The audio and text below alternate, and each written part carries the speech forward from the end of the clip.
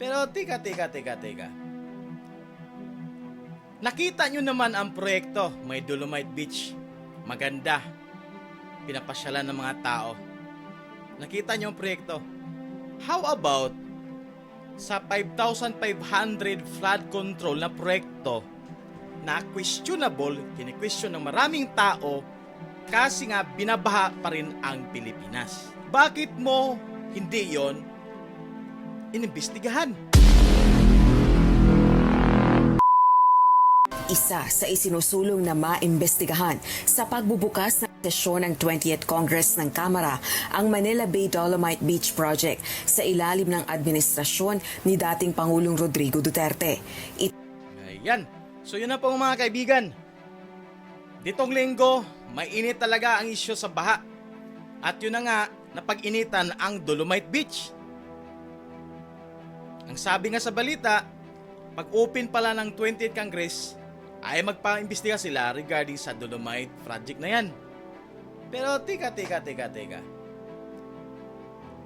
Nakita nyo naman ang proyekto, may Dolomite Beach. Maganda. Pinapasyalan ng mga tao. Nakita nyo ang proyekto. How about sa 5,500 flood control na proyekto na questionable, kini-question ng maraming tao kasi nga binabaha pa rin ang Pilipinas. Bakit mo hindi yon inimbestigahan?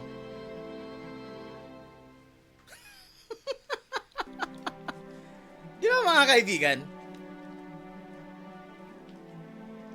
Ano ba ang trabaho ni Tere Redon? Yan po. Si Tere Redon mga kaibigan, isang convener ng InfraWatch PH. Yan po yung trabaho niya. Ano ang function ng InfraWatch PH? Okay, ito po yung function niya mga kaibigan. To ensure transparency and accountability in government infrastructure deals. Ayan. Pangalawa, expose potential corruption or national security risks, especially in foreign funded projects. Potential corruption. Oh. Ang daming nagreklamo, ang daming nagreklamo sa 5,000, ang daming nag-expose o nagreklamo sa 5,500 plans kung nasaan. Tapos tahimik ka sa issue na yun? Yun pala ang trabaho nyo, InfraWatch PH? O ba't hindi mo yun imbestigahan? Bilyon ang budget nun. Tapos, ang Dolomite, kitang-kita mo naman ang proyekto, yan ang imbestigahan mo kung saan galing ang budget? Oh my God. Tuloy natin. Ito ang nakapaloob sa House Resolution No. 56 na inihain ni Bicol Saro Party List Representative Tere Redon. Ang kongresista ang tagapanguna sa InfraWatch PH, isang non-government policy think tank na unang nagbabala noong 2020 laban sa proyektong Manila Bay Rehabilitation Project. Ngayon, nananawagan ng Nagbabala. Tingnan mo ngayon ang Dolomite. Ang big question dyan, ang akusasyon nyo kasi sa Dolomite Beach ay dahilan ng pagbaha dyan sa Boulevard, sa Taft Avenue, sa UN, sa Calao, dyan banda. Iyang tanong, ngayon lang ba binaha dyan? Sa mga area na yan. Ngayon lang ba? Noong 2016, 2018, 2012, hindi ba yan binaha dyan? Tapos merong isang presidente, gusto niyang mabigyan ulit ng dignidad ang capital city ng bansa, which is the Manila, ay gumawa siya ng hakbang para linisin ang Manila Bay na kung saan kilala nating tambakan ng basura sa panahon ng bagyo. Tapos, ngayon, tinatanong ng kongresistang ito, bakit nagkaroon ng special budget ang proyektong yan sa DPWH? Bakit? Wala bang karapatan mag-ano ang presidente? ng budget sa issue na, sa ano na yan, proyekto na yan. Di ba? So parang ang gusto nilang tumbukin mga kaibigan na ang proyekto na Dolomite Beach ni Duterte ay dahilan ng pagbaha dyan sa Boulevard sa Top Avenue sa UN sa Calao. In other words, ang proyekto niyan ay nagbibigay ng sagabal, perwisyo sa publiko. Yon ang gustong ipaabot ng congressman na ito. Mambabatas ng pananagutan mula sa Department of Environment and Natural Resources o DENR. Sa gitna ito ng pahayag ng Metropolitan Manila Development Authority o MMDA na isa ang proyekto sa dahilan ng pagbaha sa bahagi ng Taft Avenue, Manila. O sabihin na lang natin, nakakos talaga siya ng baha. Kasi nga, ang sabi nila, parang gumawa ng parang gate para i-hold mo na yung mga dumi bago ilabas sa Manila Bay. Sabihin na natin dahilan yan. Pero isipin natin mga kaibigan, why we criticize the good project, ang magandang proyekto para sa sariling interes? Diba? Pwede naman tayo gumawa siguro ng paraan kung paano palakihin ang flood gateway na yan. At sinabi na nga yan mismo ni Isko Moreno, di ba?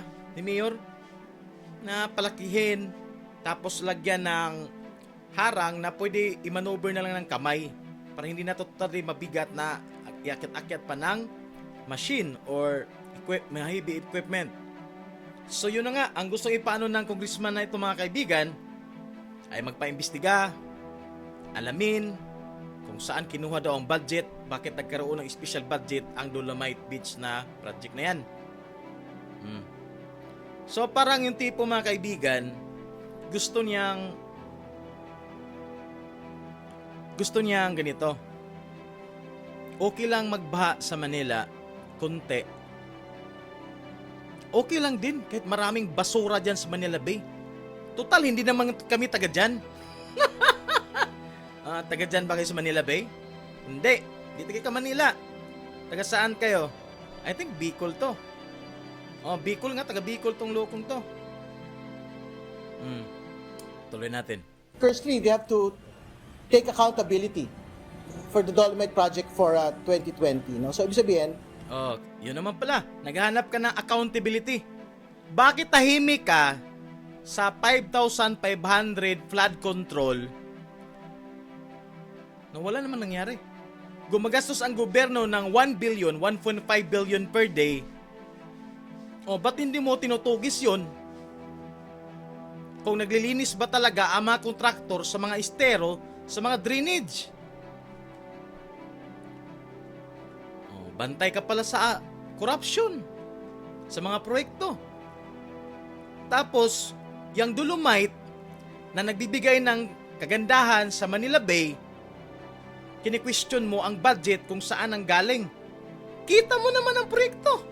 Okay sana kung hindi nakita ang proyekto katulad sa 5,500 floods kung nasaan na yon. Maraming mga politikong natatanong nun. Pero tahimik ang Kongreso, walang nangyaring investigasyon. Yan ang problema dyan. Masyado kayong selective sa paghahanap ng accountability. Sa confidential fund, selective din. Si VP Sara lang binibiran nyo. So ganun na ba talaga ang gobyerno natin ngayon? Kung ano lang trip, yun ang bibirahin. It doesn't matter na kung medyo katawa-tawa na, masyado nang halata. So yun na nga guys, aabangan natin yan sa pag-open ng Kongreso. Magpa-hearing sila regarding sa Dolomite Beach na yan. So magusto ng mga taong to na puno ng basura ang Manila Beach kaysa gagawan ng magandang proyekto para sa taong bayan. So ginagawang scapegoat yung baha na yan. Kung tutuusin natin mga kaibigan, baha pa rin naman dati ang Manila. Wala pa yung Dolomite Beach na yan. Diba? Okay, tuloy natin. they have to make a determination today kung talaga ba nga dapat ginawa po itong proyektong ito noon. Dagdag pa nito sa isasagawang investigasyon ng mga kinauukulang House Committees kaugnay ng Dolomite Beach Project. Dapat paliwanag kung kinakailangan ba talaga ang proyekto. Gayun din kung ano-ano ang epekto nito kabilang na ang pagbaha sa ilang bahagi sa Maynila. Nasa 389 million pesos ang halaga ng proyektong hindi umano kabilang sa master plan ng gobyerno. Oh, kine-question yan, hindi daw kabilang sa master plan. Lupit mo ah. The Dolomite Project was never in the NEDA master plan. Siyempre nga, wala nga yan sa master plan talaga. Pero nung nakita ni Tatay Digong kung gaano kapangit ang Manila Bay, every time may bagyo ang daming basura, ginamitan ni Tatay Digong ng political will para gumanda ang Manila Bay. Tapos kini-question mo, wala sa master plan? Wala naman talaga sa master plan yan kasi wala ni isang politiko na may political will na linisin ang Manila Bay. Si Tatay Digong lang. Pangalawa, yung Boracay. Sino ang presidenteng nagpalinis? Tatay Digong. Tapos tanungin mo wala sa master plan? Wala talaga yan. Kasi yung mga nasanida na yan, wala din nila sa isip nila, wala sa kanilang pag-iisip na linisin din ang Manila Bay talaga. Ano lang ginagawa nila? Pag bagyo, may basura, tanggalin ang basura, ganun lang. Walang long-term project. Tapos ngayon, may isang presidente, may political will, kinikriticize nyo pa ang magandang proyekto? Tinatanong mo pa, na wala naman sa master plan yan. Kaya questionable yan. May gulay. Yan ang tinatawag kong na political will ng isang presidente. Na kahit wala sa master plan, kung nakita niya na ikakabuti sa mga Pilipino, gagawin niya yun. At pwede talagang gawin kasi nga presidente siya. Ganon lang kasimple. Ibig sabihin, sumulpot po ito parang kabuti. Dito po sa DNR line item budget for the 2020 budget. So it means ano yan? Parang kabuti. So ano yan? May corruption? Ha? Questionable ang budget? Merong dapat magpanagot bakit nakasama. Merong panagot ha? Pero wala kang tahimik ka sa 5,500 blood control ha? Pero dyan, question mo yung Dolomite na namin nandyan nakita naman ang proyekto? Dapat mo tanungin kung saan ang pera kung wala ang proyekto. May gulay. Ali po itong proyekto na ito, 389 million pesos po na pwede sana ginamit sa totoo lang para sa mga dagdag pong interventions. Tanong pa ng kongresista, may itulong ba ang Dolomite Beach Project para ma-improve ang kalidad ng tubig sa Manila Bay? Rosalie Coz, Tinatanong kung na-improve daw ang tubig. Nako, may gulay. Ano bang gusto mong point, Kong? Na pag inilagay ang Dolomite dyan, pwede nang inumin ang tubig sa dagat? Ang purpose lang dyan, pagandahin ang Manila Bay, maging malinis ang tubig dyan, na totally na malinis na pwedeng inumin. Malinis na walang basura. Yun ang point dyan. So ito ang tanong natin mga kaibigan. Agree ba kayo na i-blame ang Dolomite sa baha? Agree ba kayo na kine-question ang proyekto ni Tatay Digong na Dolomite para sa mga Pilipino? Pangit ba ang proyektong Dolomite Beach diyan sa Manila Bay?